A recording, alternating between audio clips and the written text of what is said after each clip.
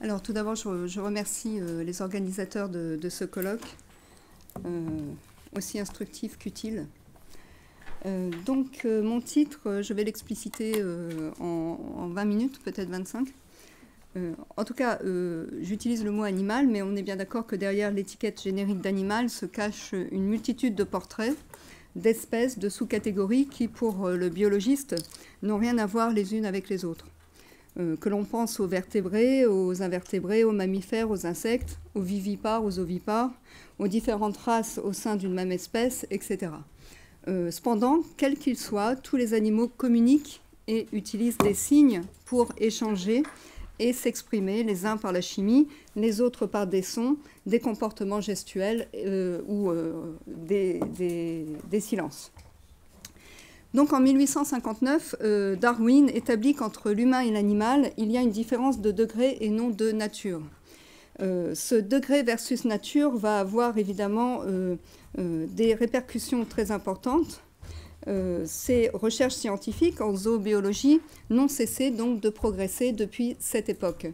Les progrès technologiques également. Depuis une cinquantaine d'années, les progrès sur le plan des microscopes, par exemple, ont permis de voir l'infiniment petit.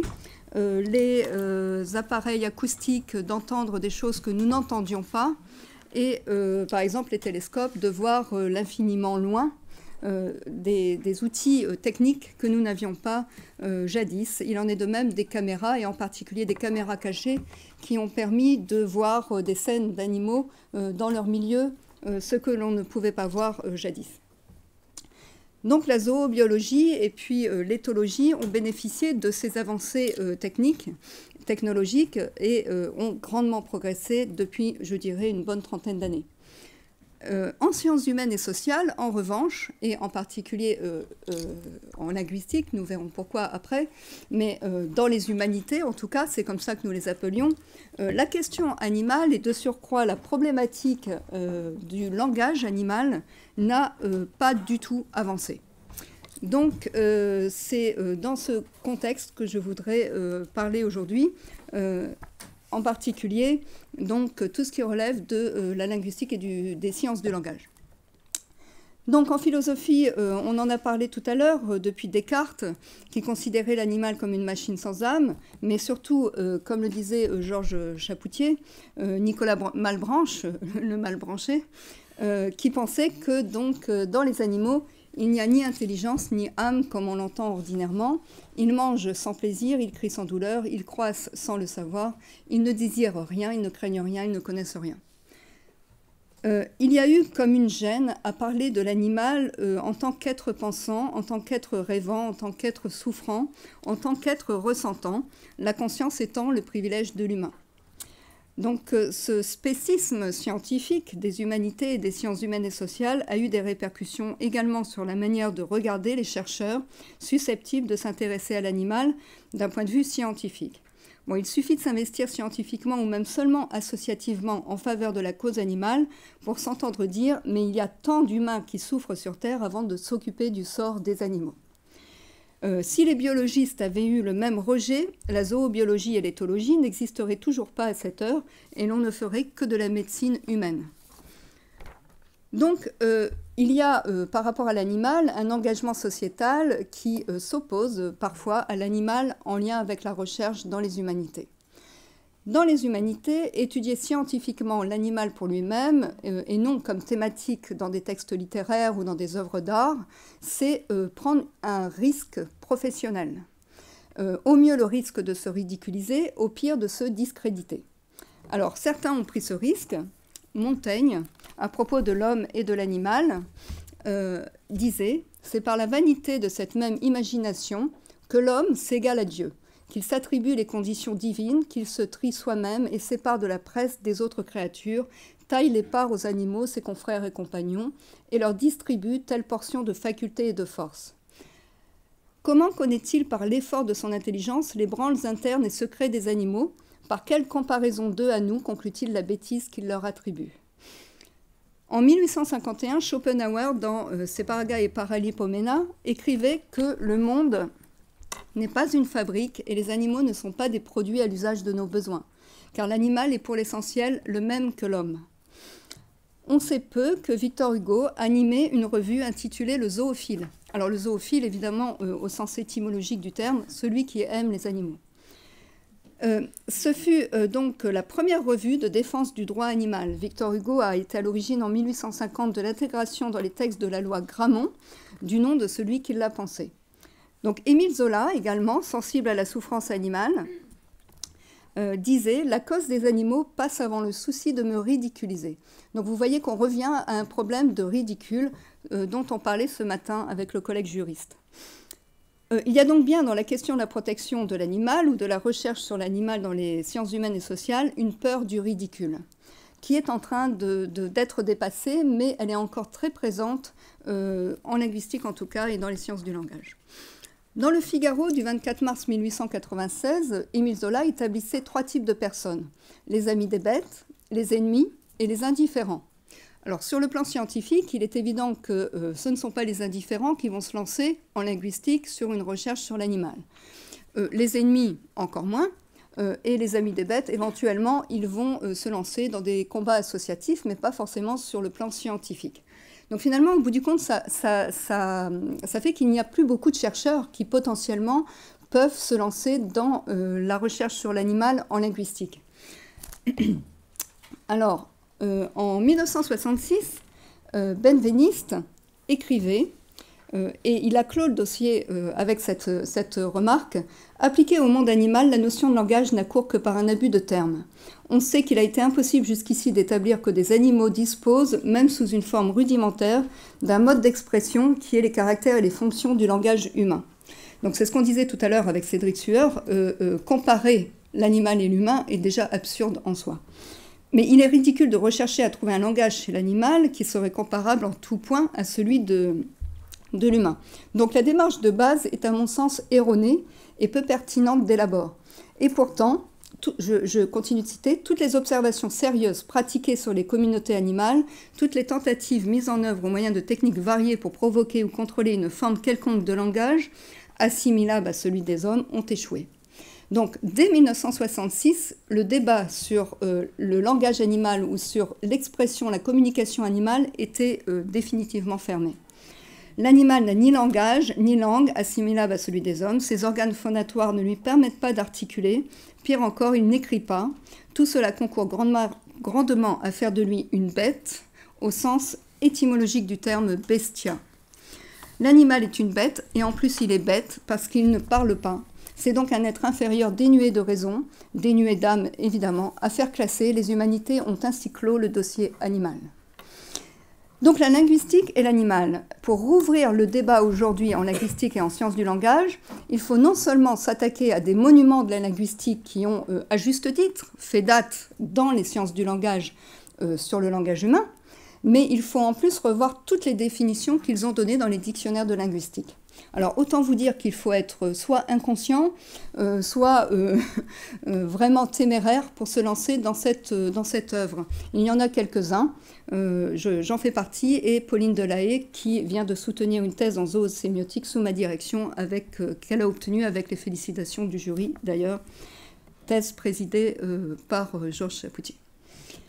Donc, Jacobson, dans Essai de linguistique générale, écrivait « En réalité, la plupart des désaccords récents sont dus en partie à des écarts de terminologie. » Et c'est vrai que c'est une question de terminologie, puisque, en fait, ces terminologies ont fini, et je cite, « par confiner la recherche dans des limites étroites et faire négliger les sujets qui ont été écartés. » C'est exactement ce qui s'est passé avec la question de la communication animale. Donc une terminologie rigide, spéciste, exclusivement tournée vers l'humain, donc anthropocentriste, si je peux utiliser le terme, je ne sais plus, alors du coup depuis que Cédric a remis en question les choses, bon enfin en tout cas extrêmement spéciste, ça c'est sûr. Donc, Émile Benveniste a analysé les différences entre le langage des abeilles et celui des humains, mais l'enjeu de ses recherches était de savoir si l'être humain avait, d'un point de vue linguistique, un semblable sur Terre. Donc c'était l'humain qu'il étudiait. Et donc, finalement, ce qui l'intéressait, c'était de conclure que le mode de communication employé par les abeilles, ce n'est pas un langage, c'est un code de signaux. Donc là encore, Benveniste a fermé le débat. Ça n'a pas fait avancer le langage animal, bien au contraire, et il a été ainsi facile de placer l'animal comme être inférieur à l'humain et donc de s'en désintéresser ou de prouver, sans toutefois le démontrer scientifiquement comme l'aurait fait un éthologue, que l'animal n'avait pas de langage et ne communiquait pas, en tout cas pas comme l'homme. Si les philosophes ont commencé dernièrement à s'intéresser un peu plus, enfin depuis Descartes et Malebranche, à la question de la sensibilité animale, dans le cadre d'un débat juridique autour de la souffrance animale, en travaillant entre autres sur la notion d'être sensible, les linguistes, et plus particulièrement les sémanticiens et les lexicologues, ne se sont absolument pas prononcés, ils sont restés silencieux et en dehors de la discussion. Ce désintérêt de la linguistique est tout à fait acté, assumé, voire revendiqué, et il n'est pas sans conséquence pour l'animal et la reconnaissance de son bien-être en tant qu'être sensible, en tant qu'être sentient, dans une société qui le respecte peu, car les meilleurs défenseurs des grandes causes ont toujours été les représentants des humanités. Que l'on pense aux droits de l'enfant, à la fin de l'esclavage ou de l'apartheid, aux droits de la femme, aux droits des homosexuels, c'est toujours dans les humanités qu'on s'est le plus battu pour défendre les droits. Pour les animaux, il n'y a pas de positionnement sur le plan de la langue. Et pourtant, au commencement était le verbe, et tout passe d'abord par des mots. Donc, j'en arrive à la notion de lexicologie et de sémantique face au langage des animaux. Si vous regardez dans les dictionnaires, et j'ai pris volontairement le dictionnaire internaute.com, qui n'est pas un dictionnaire de grande envergure, mais pourquoi j'ai choisi ce dictionnaire? C'est parce que c'est le premier qui apparaît dans les moteurs de recherche quand vous recherchez un mot avec sa définition. Ça veut dire que c'est celui qui a le plus d'influence sur les gens qui vont le consulter. Vous faites n'importe quel mot plus définition, vous allez tomber sur ce dictionnaire. Dans ce dictionnaire, si vous regardez les mots qui sont très importants pour reconnaître la sensibilité de l'animal, j'en ai sélectionné quelques-uns, comme l'intelligence, il n'y a jamais la présence du mot animal. C'est-à-dire que le mot animal est absent des définitions sur l'intelligence, sur le langage. Alors on va parler du langage gestuel, on va parler du langage informatique, mais on ne va pas parler du langage animal. Dans le Larousse, depuis peu, on voit langage animal, mais pas du tout dans ce dictionnaire très grand public qui est très consulté. Idem pour la sensibilité, sensibilité animale qui est quand même quelque chose d'essentiel. On va voir au contraire l'instrument de mesure, voire l'instrument de musique qui est évoqué, mais pas du tout l'animal. Donc quand on se pose la question, on va voir que le caractère d'une personne, le caractère qui ressent des sensations physiques, on va voir le caractère d'une personne qui est réceptive psychologiquement, mais jamais d'un animal. Idem pour le mot sensible. Donc le mot sensible est quand même le mot essentiel pour nous. Donc c'est quelqu'un qui ressent des sensations, qui éprouve des émotions, avec des synonymes, 21 synonymes où l'animal n'apparaît jamais, mais l'humain apparaît évidemment. Donc l'animal est absent des dictionnaires et des définitions. Idem pour sens, alors que l'animal n'est que sens, l'animal n'est que sensibilité et hypersensibilité, et pourtant il est complètement absent de la définition du mot sens. Donc connaissance intuitive, percevoir des sensations, comprendre le sens d'un mot, sensualité, etc. Mais aucune allusion à l'animal. Idem pour émotion. Alors je choisis des mots qui sont justement liés à la souffrance ou au bien-être de l'animal. Donc émotion, absence totale de l'animal, même au niveau des 9 synonymes évoqués. Donc, si l'on s'intéresse à ces questions au XXIe siècle, on trouve quand même un peu étonnant que l'animal soit aussi absent des dictionnaires, et aussi absent dans les définitions de ces mots qui sont quand même existentiels. Donc, il faut non seulement redéfinir éventuellement des mots, hein, comme tout à l'heure Cédric Sueur parlait de de l'expression de certaines émotions qu'il fallait peut-être pas étiqueter de joie ou de tristesse, mais autrement. Bon, bah, dans ce cas-là, il faut absolument redéfinir des mots en lien avec les progrès scientifiques. Moi, j'ai proposé avec d'autres personnes d'introduire le mot sentience, qui est un mot anglais, qui réunit aussi bien les émotions, la sensibilité et la conscience. Et pourquoi introduire le mot sentience? Parce qu'il pose problème au niveau de la traduction des textes européens. On utilise en anglais et on n'a pas le pendant en français. Il faut évidemment dans toutes les définitions des dictionnaires inclure l'animal, ça c'est une priorité. Il faut également modifier les expressions et proverbes dégradants. Il est bête comme un âne, on peut très bien dire il est idiot ou c'est un cancre. On n'est pas obligé d'associer toujours certaines expressions ou certains proverbes à l'animal. On avait vu dernièrement balance ton porc. Bon, bah, le porc, il n'a rien à voir dans l'affaire. Il n'y a pas de raison qu'il soit associé à une histoire qui ne le concerne pas. Donc, en tout cas, la prise en compte des nuances sémantiques me paraît de toute façon essentielle. Et les nuances sémantiques, ça va être ce que on va voir par exemple et là j'entre dans la notion de zoosémiotique, des choses, des comportements qui relèvent de la gestuelle, qui éprouvent, qui montrent des émotions. Là, vous voyez différents chats qui éprouvent des choses, des sensations, qui sont plus ou moins heureux. Alors, faut-il dire heureux? Je ne sais pas. En tout cas, un chat qui ronronne, il va ronronner de plaisir, il va ronronner pour manipuler son entourage, il va ronronner de peur, il va ronronner pour 1000 raisons. Il ne va pas seulement ronronner. Donc, on va être obligé de préciser pourquoi il ronronne. Mais on n'a pas les mots. Donc c'est vrai qu'il est important, peut-être, il serait important de créer justement des commissions de terminologie en zoosémiotique, en zoolexicologie. Il y a des vides lexicaux, c'est évident. Alors par exemple, pour les dauphins, il y a des recherches qui sont accomplies actuellement et on retrouve justement des absences de mots. On n'arrive pas à verbaliser, donc on utilise la géométrie. On utilise des espèces de mandalas pour configurer, pour décrire la vocalisation d'un dauphin. Donc pourquoi on utilise des images? On utilise les images depuis toujours quand on n'a pas les mots. Donc quand on n'a pas les mots, il y a un vide intellectuel évident. Donc il faut créer les mots. On va parler de chant des baleines, mais les baleines ne chantent pas. Chanter, c'est autre chose, ça relève de l'humain. On va parler du chant des oiseaux, mais les oiseaux ne chantent pas. C'est esthétiser quelque chose qui a un sens au niveau signification, que d'appeler le son qu'émettent les oiseaux le chant. Et c'est perdre beaucoup de signification, puisque derrière un chant, justement, il y a des messages à décoder en particulier.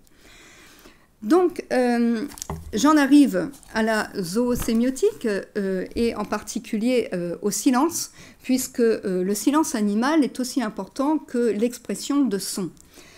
Et quand on parle de zoosémiotique, on se trouve face à une discipline qui est naissante. Il y a très peu de zoosémioticiens, et d'abord il y a très peu de sémioticiens. La sémiotique a beaucoup de mal à être reconnue en France, hélas. Elle est très reconnue dans le monde, mais pas en France. Et la zoosémiotique, encore moins. Donc, Umberto Eco, feu Umberto Eco, avait écrit, donc en 88, la seule chose qui paraît indiscutable, c'est l'activité de signification. Et il est commun aux humains, et la zoosémiotique s'interroge pour savoir si ce n'est pas aussi le fait de nombreuses espèces animales, de produire des événements physiques et d'avoir en fait des événements ou entités physiques ou non que les humains ne sont pas en mesure de produire dans l'acte de signification. Alors ça c'est très important parce que la zoosémiotique c'est l'une des disciplines qui est la plus à même justement à travailler sur le langage animal et il y a très peu de sémioticiens. Alors il y avait Umberto Eco, il y avait Sebeok, et puis il y a eu Peirce qui était le père fondateur de la sémiotique, ils sont tous morts. Donc là actuellement il y a comme un déficit. Et pourquoi c'est important? Puisque l'expression des émotions, s'il y a absence lexicale, il y a un vide. Il y a un vide juridique, il peut y avoir un vide, il peut y avoir des problèmes juridiques justement si les mots utilisés ne sont pas extrêmement précis. Alors, si on voit les chiens, ils ont leur langage. Moi, je suis pour qu'on utilise le terme langage canin, langage félin, au sens linguistique du terme, mais pas biologique, comme le disait Georges Chapoutier tout à l'heure. On a d'autres définitions. Mais, par exemple, lorsque un chien va remuer la queue, c'est qu'il est content, alors que le chat, quand il remue la queue, c'est qu'il est tout sauf content. Donc il n'y a pas un langage universel, au contraire, chaque espèce a son langage, mais alors après, vous allez avoir, vous, votre langue avec votre propre animal domestique. C'est-à-dire qu'il y a un langage félin, mais chaque félin va avoir sa langue. En fait, il y a une forme de plurilinguisme animalier dans le monde, évidemment. Mais les langages vont être communs. Donc, la zoosémiotique, à quoi sert-elle? D'abord, la sémiotique, c'est l'étude des signes, des symboles, du non-dit, de l'implicite. Et la zoosémiotique, ça va être l'étude des signes émis par l'animal. C'est une discipline qui est à développer pour une meilleure prise en compte de la souffrance animale, bien sûr, de l'intelligence animale, du bien-être animal et bien sûr aussi du mal-être, de la maltraitance. Et donc, et je l'ai mis en gras, du langage animal et des langues animales. Donc, ces langues animales, c'est finalement l'introduction de disciplines qui sont à créer. Ce matin, le collègue juriste disait qu'il fallait créer complètement des chaires et des sphères de recherche en lien avec l'animal. C'est le cas en linguistique et en sciences du langage. Il faut créer la zoolexicologie qui crée des mots pour l'animal, la zooterminologie, la zoosémantique, la zoosémiotique et la zoophonétique. La zoophonétique, c'est tout ce qui relève de la zooacoustique. Par exemple, Bernie Krause, qui a fait en fait l'exposition à la Fondation Cartier, le Grand Orchestre des animaux, a enregistré les sons qu'émettent les animaux dans différents univers, comme les poissons sous l'eau, ou bien tous les univers sous-marins, subaquatiques, ou bien également le pôle Nord, le Sahara, etc. Et c'était vraiment une exposition extraordinaire. Donc tout ça, ça relève de la zoolinguistique, qui est une discipline à créer, à développer et à mettre en avant sans qu'elle soit tournée en ridicule, comme ça a pu être le cas depuis quelques années. Alors pourquoi? Parce que justement, et Georges Chapoutier en parlait tout à l'heure, il y a eu la Déclaration universelle des droits de l'animal qui a été mise en place en 1978 par la Ligue, enfin maintenant la LFDA, la Fondation Droit Animal, Éthique et Sciences, et pour la faire valoir, pour la faire reconnaître, elle ne fait absolument pas d'ombre aux droits universels humains, mais elle met en avant justement cette diversité et d'intelligence et de besoin de respecter l'univers physiologique, biologique de l'animal dans les différents contextes dans lesquels il évolue. Alors, moi, j'avais mis dans mon titre humanimalisme. L'humanimalisme, selon moi, c'est quelque chose qui réunit aussi bien l'humanisme que l'animalisme. Pourquoi? Parce que souvent, on antagonise. On dit, voilà, ce sont des anti-animalistes, ce sont des pro-animalistes, ce sont des anti-humains, ceux qui défendent l'animal. Mais non, tout est interconnecté. Et je crois que la meilleure solution, ce serait franchement d'utiliser le terme humanimaliste quand on est un humain qui respecte l'animal. Et pourquoi? Parce que quand on respecte l'animal, on ne considère pas l'animal comme une bête. C'est un terme que personnellement je n'aime pas, parce qu'il est trop associé à la bêtise. Mais on considère l'animal comme un individu avec un caractère particulier et avec une personnalité. Et si vous avez plusieurs animaux chez vous, de la même espèce, vous aurez remarqué qu'ils n'ont absolument pas le même caractère, qu'ils n'ont absolument pas la même intelligence. Et je veux dire, il ne faut pas être zoobiologiste pour s'en rendre compte. Et il est regrettable qu'on soit obligé de chercher à le démontrer aujourd'hui, alors que quand on a un animal domestique, on le voit très bien.